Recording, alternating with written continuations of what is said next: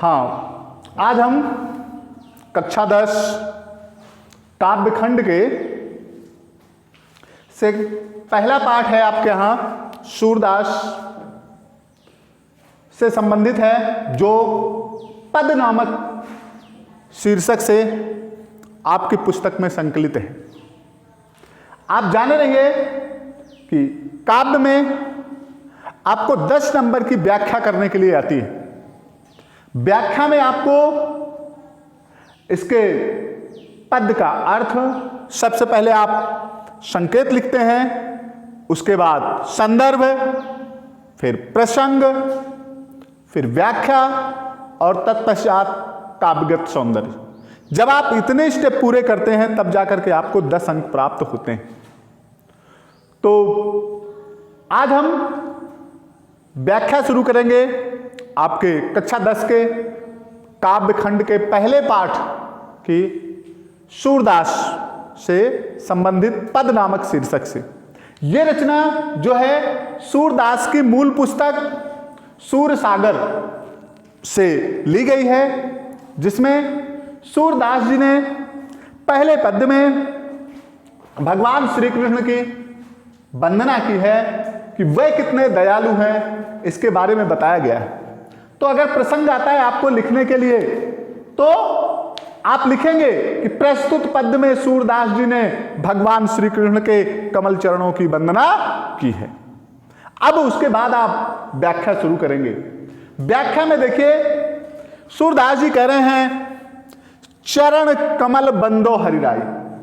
कहें हे भगवान, मैं आपके कमल के समान चरणों की वंदना करता हूं।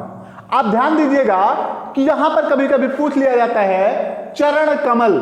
चरण कमल में आपका रूपक अलंकार है, कई बार पूछा गया है, और यह काव्यगत सौंदर्य में भी आप लिखेंगे। तो चरण कमल में आपका रूपक अलंकार है। तो देखिए पहली लाइन में क्या हुआ, भगवान श्री कृष्ण की आराधना करते हुए सूरदास जी कहते हैं कि हे भगवान, मैं आपके कमल के समान सुंदर चरणों की वंदना करता हूं। और क्यों करते हैं, उन चरणों का प्रभाव क्या है, उन चरणों से क्या होता है, इसके बारे में सूरदास जी ने बताया है कि जा की कृपा पंगु गिरिलांग है।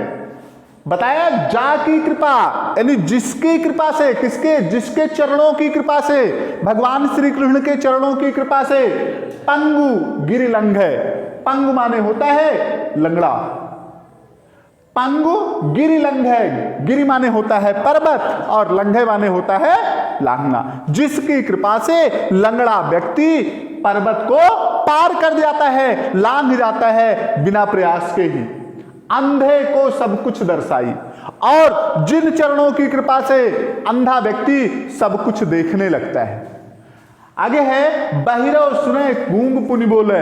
कहा भगवान श्री कृष्ण के चरणों की इतनी महिमा है, सूरदास जी कहते हैं कहां तक बखान करें। बहिरव सुने, बहिरा व्यक्ति जो है वो सुनने लगता है, और गूंग पुनि बोले, गूंगा व्यक्ति बोल नहीं पाता। लेकिन सूरदास जी कह रहे हैं कि जिसके ऊपर, जिस गूंगे व्यक्ति के ऊपर भगवान श्री कृष्ण के कमल के समान सुंदर चरणों की कृपा हो जाए, वो व्यक्ति बोलने लगता है। रंक चले सिर छत्र धराई, और रंक चले, रंक माने होता है दरिद्र व्यक्ति। जो दरिद्र व्यक्ति है वो अपने सिर पर राजाओं के समान छत्र धारण करके चलने लगता है। सूरदास स्वामी करुणा में बार बार बंदोती पाई।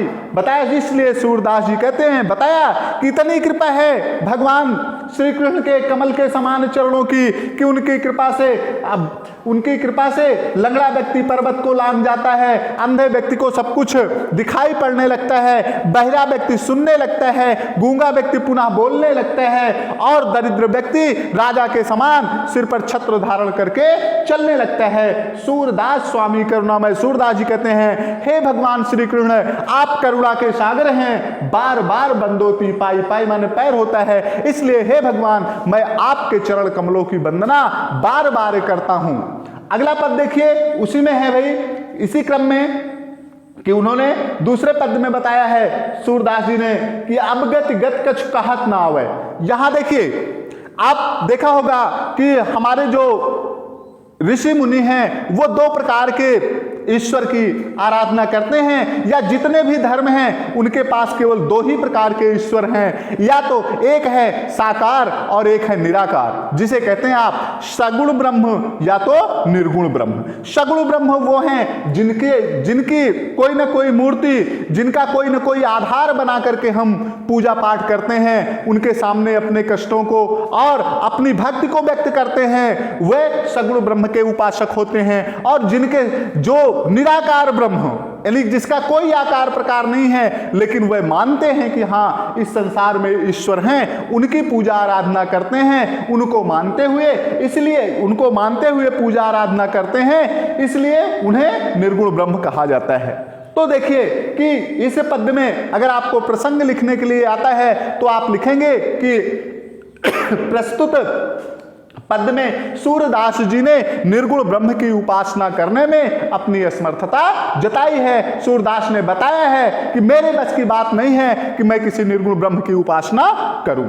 बताया है कि अभिगत गत कछु कहत न आवे, कि बताया अभिगत मतलब जिसकी कोई गति ही नहीं है, गति कुछ कहा तो उसके गति के बारे में कुछ कहा नहीं जा सकता। अभिगति मतलब जिसकी कोई गति नहीं है, जो चल फिर नहीं सकता, घूम टहल नहीं सकता, उसके बारे में कुछ कहा नहीं जा सकता। जो गूंगे मीठे फल रस को अंतर्गत ही भाव। बहुत ही अच्छा उदाहरण दिया यहां पर सूरदास जी ने, कहा कि जैसे एक गूंगा व्यक्ति होता है और उसे आप मीठा फल खाने के लिए दीजिए और गूंगा व्यक्ति उस मीठे फल को खाएगा तो क्या होगा, को रस अंतर्गत ही भाव है, यानी कि वो उसका स्वाद तीखा है या मीठा है वो अपने आप में अपने मन में जान लेता है, अपने आप से समझ लेता है, लेकिन उसको व्यक्त आपके सामने अपनी वाणी से उसको आपके सामने व्यक्त नहीं कर सकता है। और बताया कि वही बताया नीचे कि रस अंतर्गत ही भाव है, मतलब अपने मन में ही वो जान लेता है, किसी को व्यक्त नहीं कर सकता। परम स्वाद सब ही सुनिरंतर अमित तोष उपजावे, कि उसका स्वाद कैसा है, परम स्वाद। बताया उसी प्रकार से आपका निर्गुण ब्रह्म जो है वो परम स्वाद यानी भक्ति रूपी स्वाद को प्राप्त करता है और उससे अंदर ही अंदर खुश हो जाता है और उसे संतोष की प्राप्ति होती है, लेकिन किसी के सामने व्यक्त नहीं कर सकता। निर्गुण ब्रह्म की ये विशेषता होती है कि व्यक्ति अपने आप से भक्ति करता है और अपने स्वयं के मन में जान लेता है, उसके प्रति कोई प्रतिक्रिया नहीं करता है और वो उसके स्वाद को जान लेता है कि हाँ उसके बारे में जान लेता है, लेकिन किसी के सामने व्यक्त नहीं कर सकता। उसी प्रकार से जिस प्रकार से कि एक गूंगा व्यक्ति फल खाने के पश्चात कड़वा है या मीठा है कैसा है उसके स्वाद को आपको बता नहीं सकता, लेकिन वह अपने आप से समझ लेता है। आगे बताया मन वाणी को अगम गोचर, कहा वह जो निर्गुण ब्रह्म है वो मन वाणी मतलब सोच विचार से, हमारे मन से भी, हमारा मन देखिए कहां कहां नहीं पहुंच सकता, हर चीज के बारे में सोच सकता है, हर चीज के बारे में समझ सकता है, लेकिन वह जो निर्गुण ब्रह्म है उसके बारे में हमारा मन कुछ भी प्राप्त नहीं कर सकता, कुछ उसके बारे में सोच नहीं सकता। अगम बताया कि मन वाणी को अगम गोचर, कहा ऐसे साधारण चीजें जो छोड़ दीजिए जो कि मन से और वाणी से ऐसा कुछ भी नहीं है कि जिसको व्यक्त अपनी वाणी से व्यक्त ना कर सके, लेकिन वह निर्गुण ब्रह्म ऐसा है जिसको कि वो अपनी वाणी से नहीं बता सकता है, उसको व्यक्त नहीं कर सकता है। तो अगम अगोचर मन और वाणी से भी ये बहुत दूर है। इस संसार में ऐसी कोई चीज, कोई वस्तु या कोई नहीं है ऐसा जो कि मन और वाणी से जिसको हम प्राप्त ना कर सकें, भले ही उसे साकार रूप में ना प्राप्त कर सकें, लेकिन हम उसको अपने मन से और वाणी से उसके बारे में सोच सकते हैं। तो बताया मन वाणी को अगम गोचर, मन और वाणी से वह बहुत दूर, वो निर्गुण ब्रह्म बहुत दूर है। सो जाने जो पावे, कहा जो उसको पाया होगा वही उसके बारे में बता सकता है, दूसरा कोई उसके बारे में बताने में समर्थ नहीं है। आगे बताया सूरदास जी ने कि रूप रेख गुण जाति जुगत बिन, कहा जिसकी कोई रूप रेखा नहीं है, कोई जिसका गुण नहीं है, कोई जात जुगत में, जात से मतलब ये नहीं सांसारिक संसार में जो फैली हुई जातियां हैं हमारी, वो नहीं, उससे मतलब नहीं है। यहां जाति माने प्रकार से मतलब है। जुगत में युक्ति बिनु निरालंब किद्धावे, कहा निरालंब, निरालंब मतलब जिसका कोई आलंबन नहीं है। हम कहां जाए उस ईश्वर को, कहां खोजें? बताया जिसकी कोई रूपरेखा नहीं है, जिसका कोई गुण नहीं है, जिसको प्राप्त करने का कोई तरीका नहीं है, जिसकी कोई स्थिति नहीं है, तो निरालंब किद्धावे, मैं निरालंब उस ईश्वर को प्राप्त करने के लिए कहां जाएं? जैसे आपको कह दिया जाए कि आकाश में ईश्वर है और उसे आप प्राप्त कर लीजिए, और आपको आकाश तक पहुंचने के लिए कोई वाहन ना दिया जाए, वैसे कह दिया जाए प्राप्त कर लीजिए, तो उसी प्रकार से हमारा निर्गुण, सूरदास जी कह रहे हैं, उसी प्रकार से निर्गुण ब्रह्म है कि हाँ, ये कह देते हैं कि हाँ ब्रह्म है, लेकिन कहाँ है, कैसा है, कोई उसका आकार प्रकार नहीं है, तो उसको कोई प्राप्त नहीं कर सकता।